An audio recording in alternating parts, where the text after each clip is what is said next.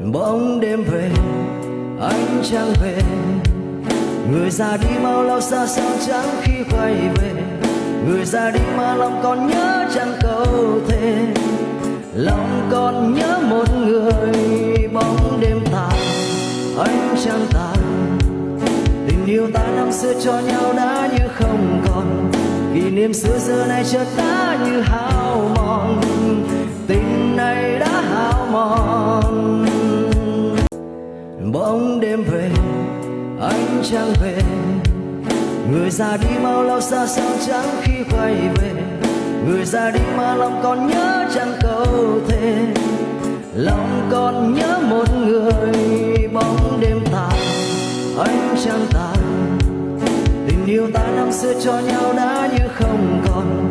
Kỷ niệm xưa giờ này chợt đã như hao mòn, tình này đã